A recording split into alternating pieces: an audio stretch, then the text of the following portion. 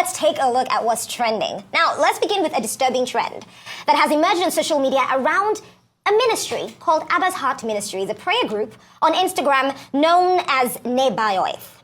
I hope I said that right. Now, it's suspected to be luring people into a cult and disassociating them from their families. The group is said to have been founded by a woman known as Joy Irokwe, also known as Joy Solomon, who has since deactivated her social media accounts and gone offline.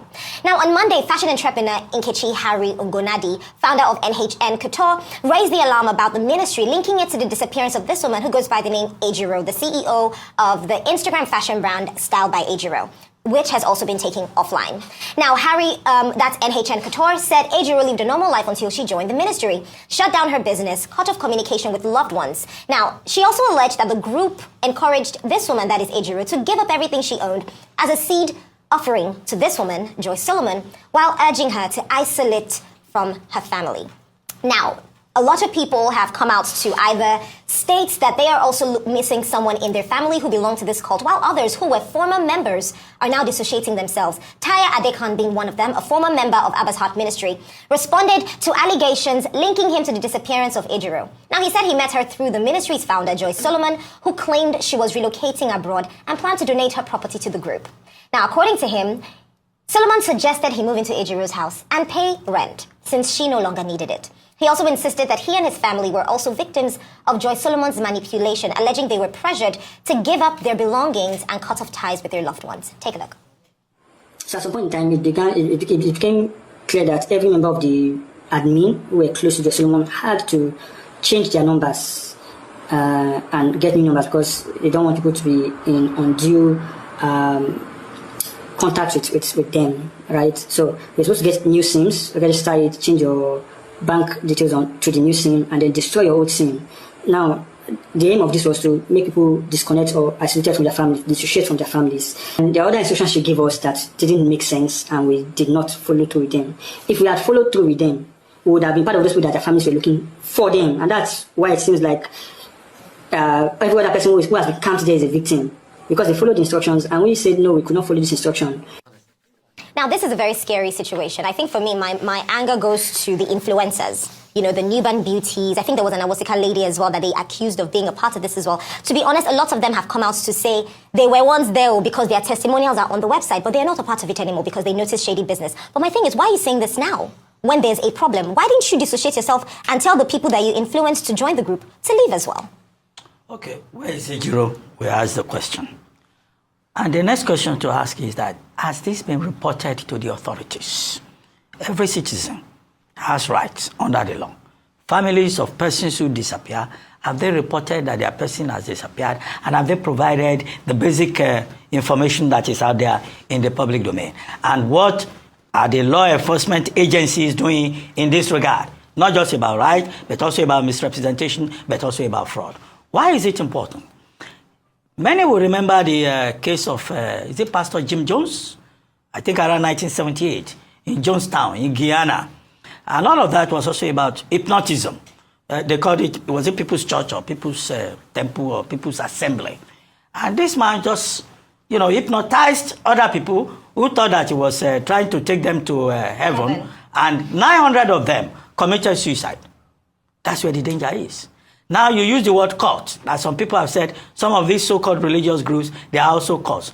Many will remember the Ahum Shirinkoyo that was involved in the sarin tragedy in Japan. They were also pursuing these religious beliefs, and that also led to tragedy. That's why the Nigerian Constitution talks about the freedom of thought, the freedom of religion, I think it's also important to monitor some of these groups about which questions may have been raised. Now we're told that Pastor Joy Solomon has a prayer group that a lot of people have embraced. And then from this prayer group, the allegation is that people are hypnotized to give all their belongings to the church and follow Pastor Solomon. And then all of a sudden, we can't find Ejiro. All of a sudden, Taya Adekan and his wife are saying that they too were hypnotized, and they had given up their personal belongings. They ended up being put in an apartment by this same Pastor Solomon. That there are so many loose ends that will have to be, investigated. Nobody should disappear suddenly just because they belong to a prayer group, just because, they belong to a particular faith assembly. But the problem here is the problem we have with religion in this country. These prayer groups, there are many. Solomon Zone cannot be the only one. Some people, if they wake up in the morning, they are on the internet. They say they want to join prayer group. They don't know what they do there. But they contribute tithes. And they have to contribute to make the pastor happy. Now, because in this country, there is an obsession with superstition. There's a fascination with shamanism. And this is why you have all these CBEX, Ponzi schemes, and all of that, because there's also some kind of, hypnotism about it. They tell you that you will go to heaven if you just read this passage. They will tell you, go and bring all your things and give to the pastor and the family so that you can make an easier trip to that heaven. Now, all these superstitions will have to be addressed. And the final point is just that, yes, people can say they are religious, they can say they want to belong to faith groups, but they must beware that we're in the age of Brother Jero. Professor Wale Soyinka once wrote a play called The Trials of Brother Jero. All these pair binders, all these futurologists. Soyinka wrote another play titled Requiem for Futurologists. All these pair binders who deceive people all over the place and collect their money and just to cause tragedy. Now, a family is in agony because their person has disappeared. And friends of Ejiro, they are also in agony because she has disappeared. Kachi, see, this is not new in Nigeria. The general word I'll put out there is, please know God for yourself. You don't need anybody to help you know God, or whatever you call your supreme being. You must have a personal relationship. When it starts to go in the line of organized religion, I'll tell you this, there are sentiments that will be brought in. Because the overarching leader of any organized religion has his own sentiments, has his own biases, has his own antecedents, and he will put his sentiments, biases, and antecedents, and he will call those his sentiments God for you. So be careful. And you can see the display in various forms of organized religion, where they say you will do this, you will do that. Today, tithing is in a big controversy. Some people say, oh, you hear from God this way. Some people say you speak in tongues this way. Some people say, la la la la, blah, blah, blah. You do this, you do that. But just know that the tutelar head of that organization will bring his biases and his sentiments to bear. And see, those sentiments and biases could be from a place of experimentation. They have gone to other places before they veered into Christ as a tool. So like we say SPVs, a lot of people also use the body of Christ as a special purpose vehicle to fleece others. I have heard somebody say, give me a cost, give me a place in Lekki, I'll set up a church. God does not call them any longer these days. And I say it's not new. I remember, the example Dr. Abati was talking about, but we don't even need to go too far. Dr. Abati, remember, in this country, in 1993, a religious group started the movement that the world was coming to an end. And they were told to sell things. People sold all their belongings. In this country, 1993. Okay. So in this country, yes. Okay, in this country, somebody said he was Jesus. Somebody said he was Jesus. And people really went to wait there that he was going to resurrect when he died. In this country, and they believed it. In fact, I think Barrister sang a song. In 1993 in this country. So we've gone from the days of Jesu Oyibo. The only difference is that this is a universal platform on social media. So it makes communication easier. Yeah. In those days, they will have to give you tracts. They will have to be on TV and all of that. But social media makes it easier. But you, for yourself, it's just like when we talk about CBEX MMS scheme. What is your own personal conviction? Can you pray to God in your room and believe he will listen to you rather than going to give that person you call your pastor money on the internet to pray to God? If you still believe that your pastor's prayer is stronger, you are not fit to be a Christian. Anyway, some people claim that they have direct telephone lines to God. You want to go for yourself? I understand you are into this telephone calls to God business too. Absolutely. certainly not.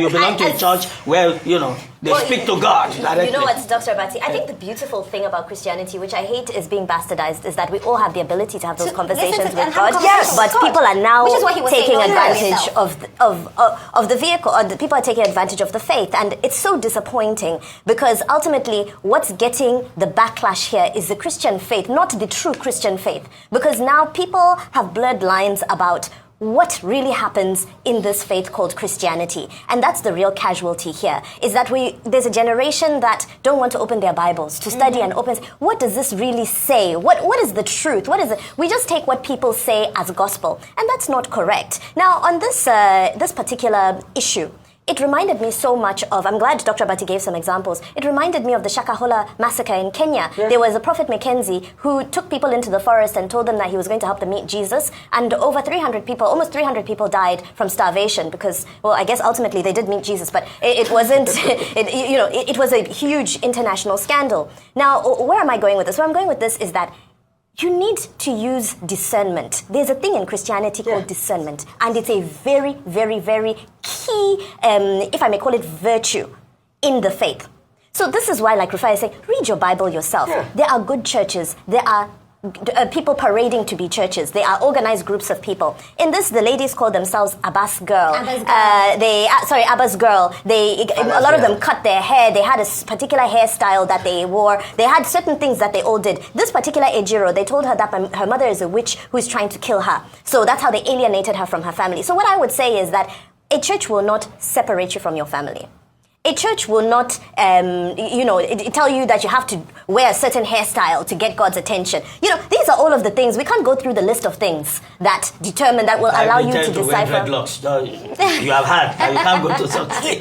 So it's ultimately, the end of the day is that there's nothing wrong with the true living churches and the true Christian faith. But there are people who are coming to pollute this beautiful faith called Christianity. And it's important that we continue to call them out. These influencers as well, they should have spoken out as and when they discovered that this was because people joined because of them. They led people astray. It's too late now that somebody is missing. But I hope it is with the officials. I pray, join in prayers that this lady is located and that she will be able to be rehabilitated. Beautiful, wonderful business. Let her get back onto the course of life that God had ordained for her. Absolutely. One of the things my pastor will always say is know God for yourself. Like on a daily basis, whenever she goes up the pulpit, she says this thing, know God for yourself. Now, you see, I don't blame people who say, oh, Christianity is not real, God is not real. I don't blame them. The reason is because most pastors have so monetized Christianity.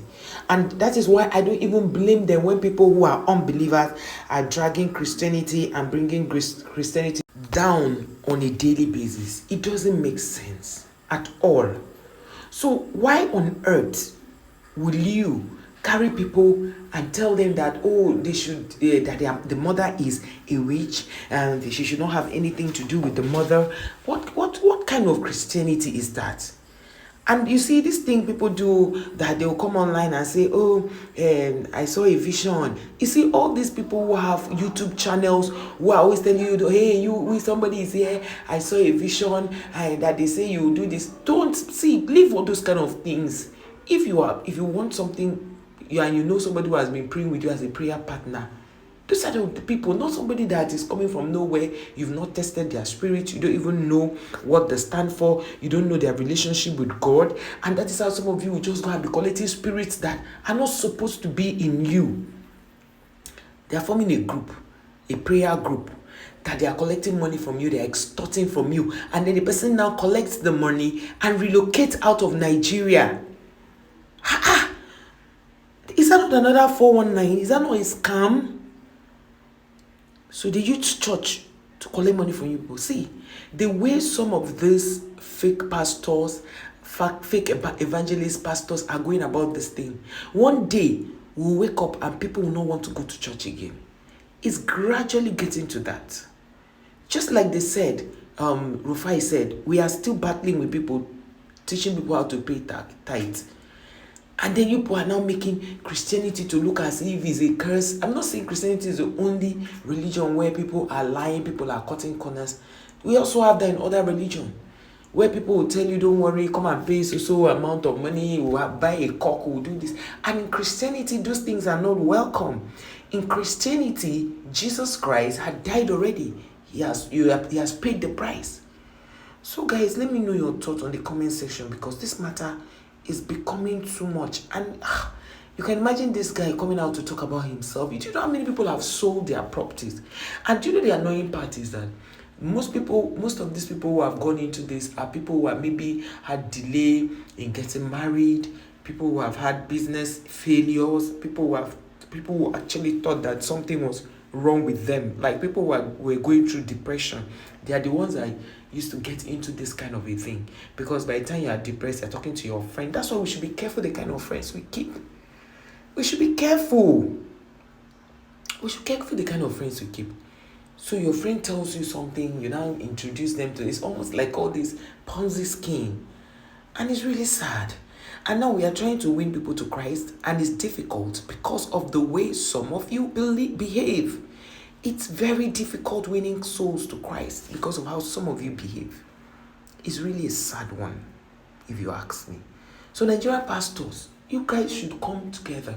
Maybe the CAN people, Christian Association of Nigeria, should come together and regulate this thing. Find out people who open church. You don't just open church anyhow. I don't know how they're going to do it. But it's becoming too much. Now you see why the government is trying to tax them. Because the church is supposed to be a non-governmental organization where people can go, because the church also supports the needy and all of that for some churches who are doing well. You see, when they drag pastors, these are the issues, because the people who are dragging the pastors have encountered worse people who did not really stand as pastors, but as deceivers. Thank you guys for watching this video. Please like, share, subscribe to the channel. Please let me know your thoughts on the comment section.